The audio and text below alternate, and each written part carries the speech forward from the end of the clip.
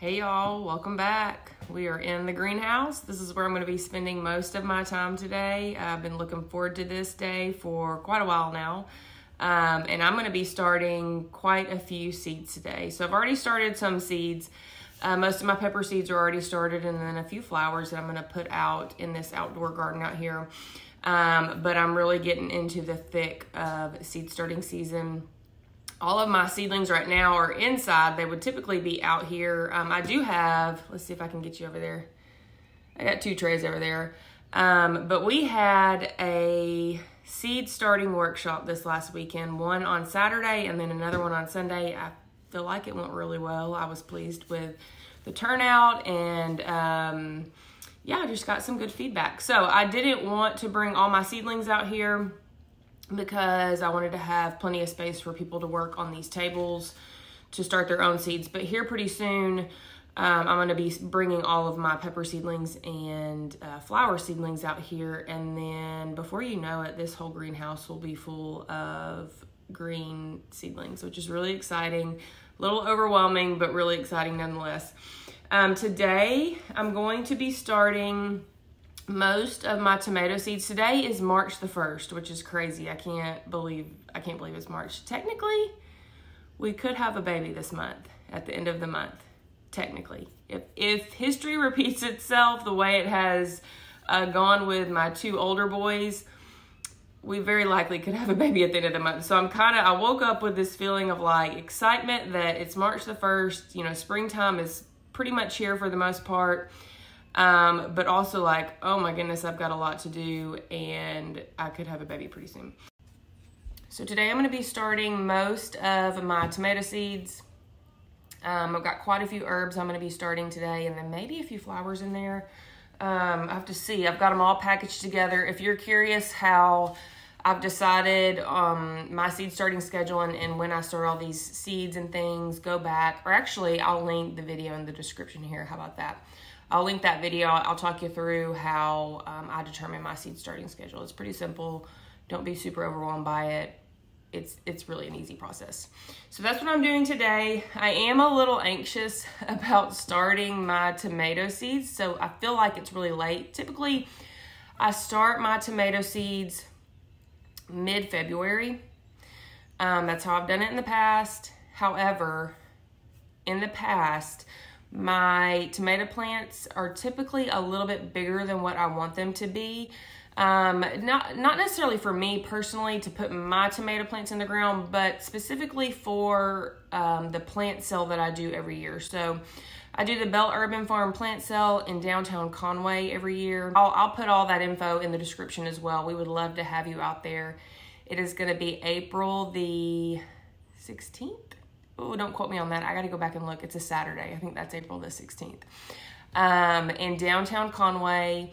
It's an all-day event. It's actually going to be really cool this year because Kim from BerkeleyFarm is really putting a lot of effort into getting food and drink vendors out there, having live music, and then of course there's going to be all sorts of plants. So it's going to be an actual almost like a little mini festival downtown. So I'll link all that information down below.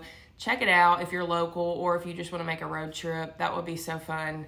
Come out. I'm pretty sure it's April the 16th, but I will double check that and put it down below. In the past, my tomato plants have been a little bit larger than what I want them to be for the sale. So that's why I held off a couple weeks this year on starting my tomato seeds. However, that still makes me really anxious because I'm a creature of habit and I feel like I should have already started my tomato seeds and I have not. So I'm going to do that today, and it should give me that size that I'm looking for the plant sale. I also kind of just wanted to talk through how I'm starting seeds a little differently this year, just some different things I'm tweaking. If you're a seasoned gardener, you probably know what I'm talking about. You just kind of find little tips and tricks and tweaks and things that work a little better every year that make you more efficient or maybe get you a little bit better germination or whatever. And I kind of just wanted to talk through that, how I'm doing things a little differently this year. Things that have worked well for me in the past, things that have not worked well for me in the past, and that's why I'm changing them this year. Nothing like just super mind-blowing by any means, but some things to just take into consideration that may help you if you are starting seeds yourself this year. So something I've already talked about quite a bit, and I even did a video on not too terribly long ago was soil blocking. So that's one of the things I am doing differently this year is really 100% of my seeds that I start this year are going to be started in soil blocks.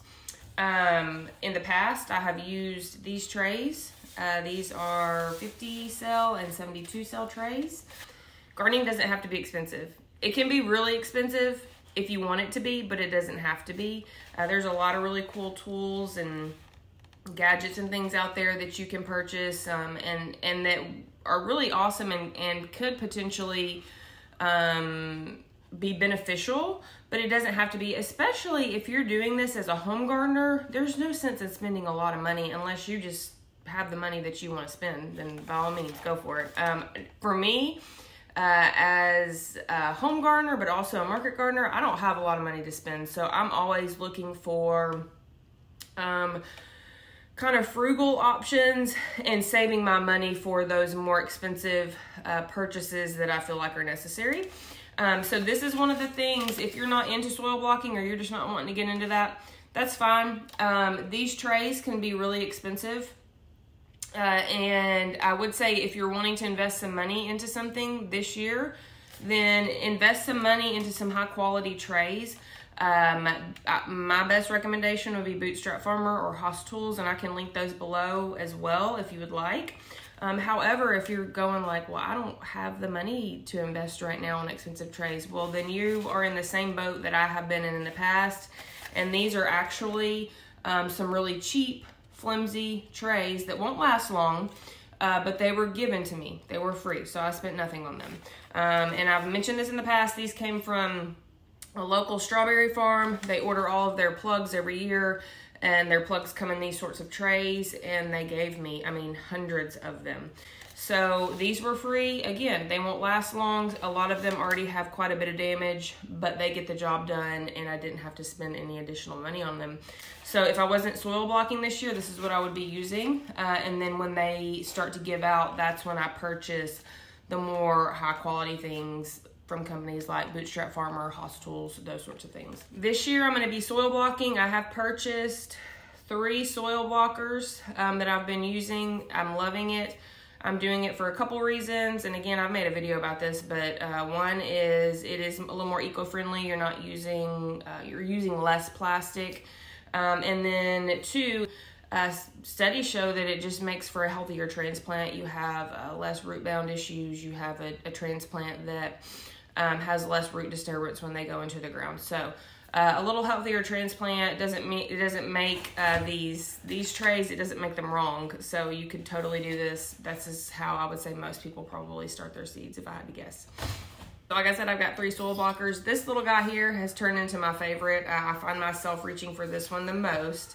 Pay no attention to how dirty it is. I should have cleaned it off after our seed starting workshop, but obviously I didn't.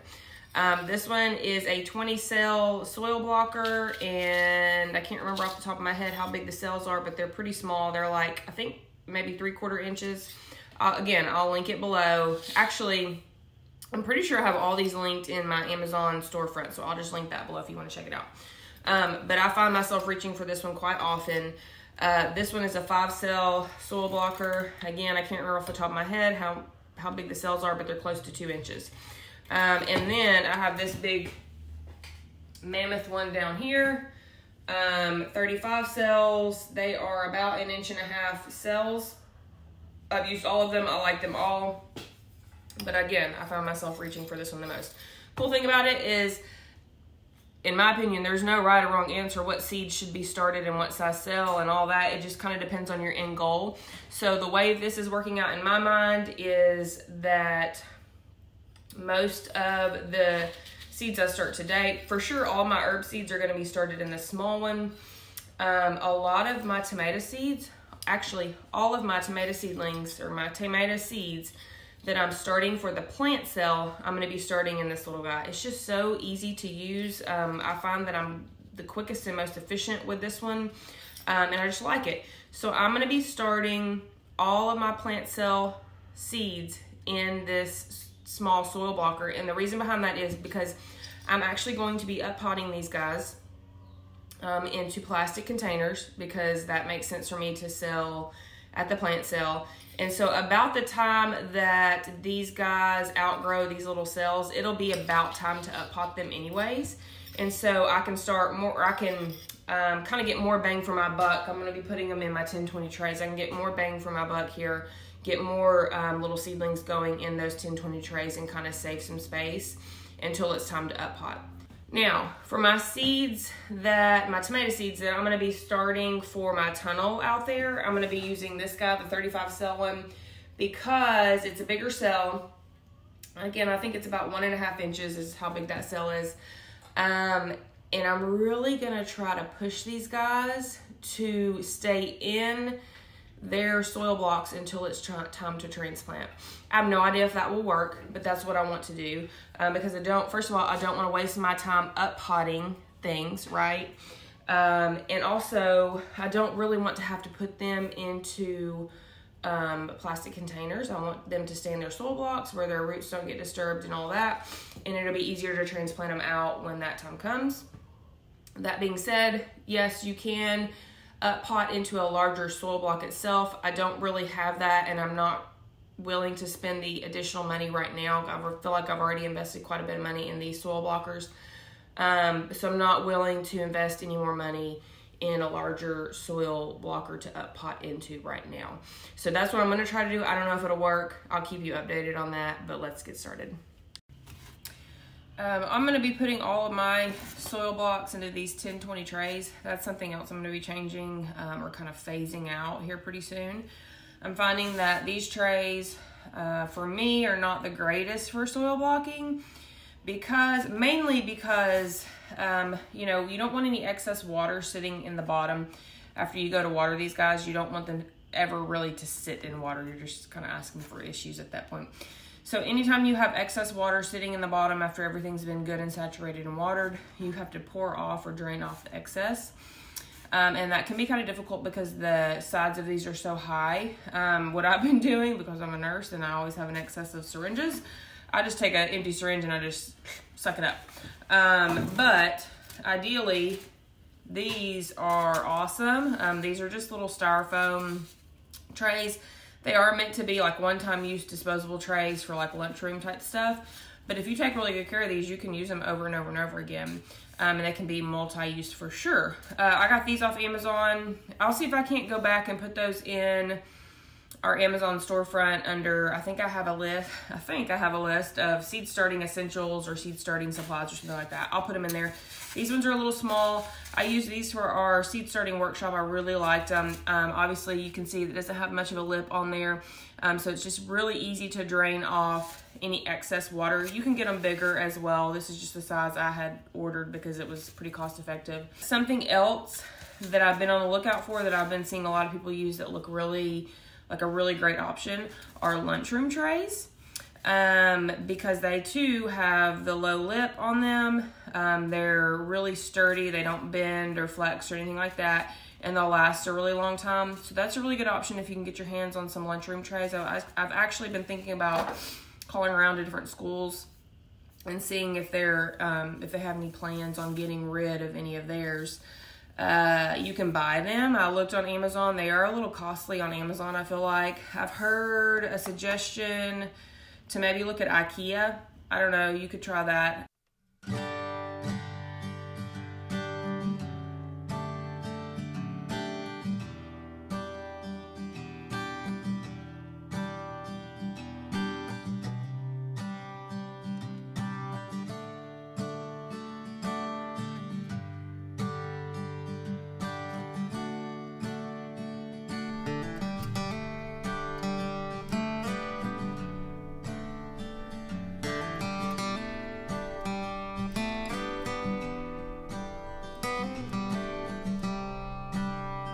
Okay, so I did my first tray.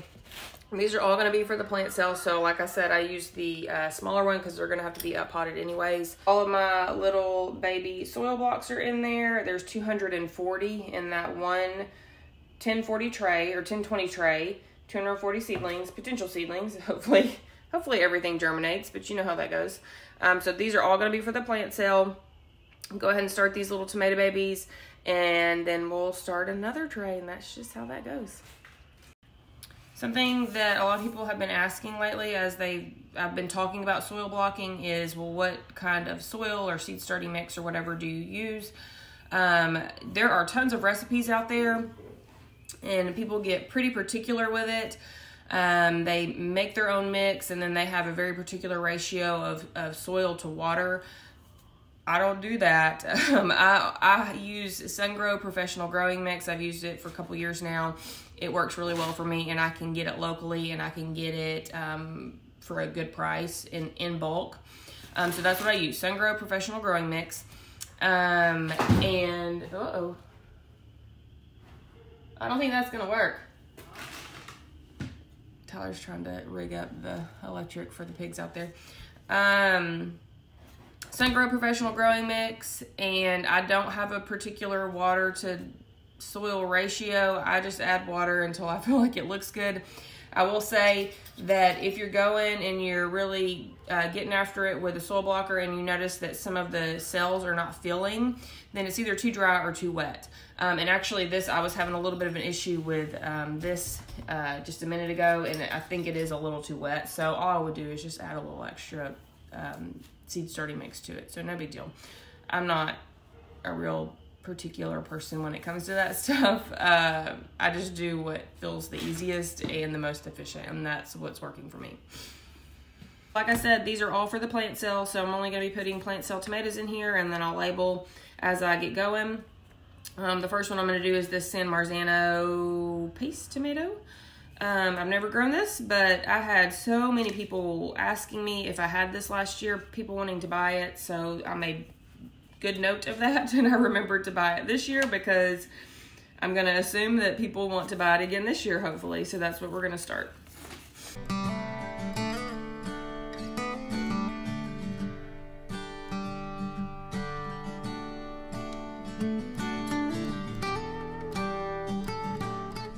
Have seen me using a toothpick and these little tin trays to grab up these seeds, and this is not a new technique. I've seen people do this, but then I took an online course with Lisa Mason Ziegler, who is a really phenomenal flower grower, flower farmer.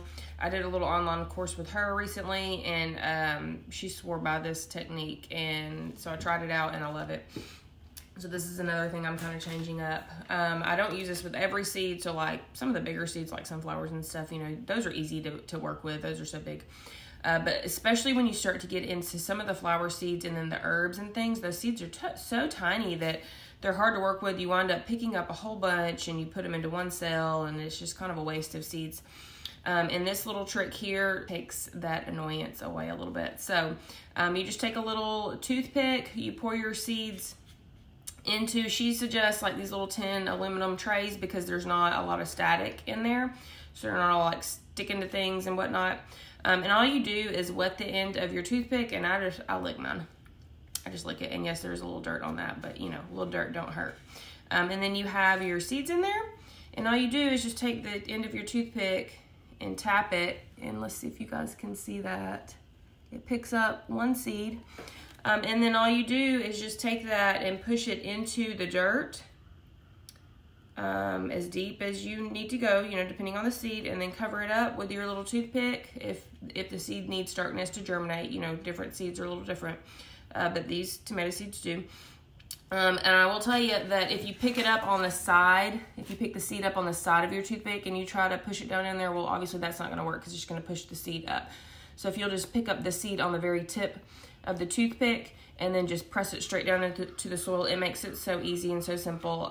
So that super simple tip that was just kind of like a game changer for me, a little mind blowing for me when I started doing it this year. So that's another little tip or trick that I'm using this year that is very helpful.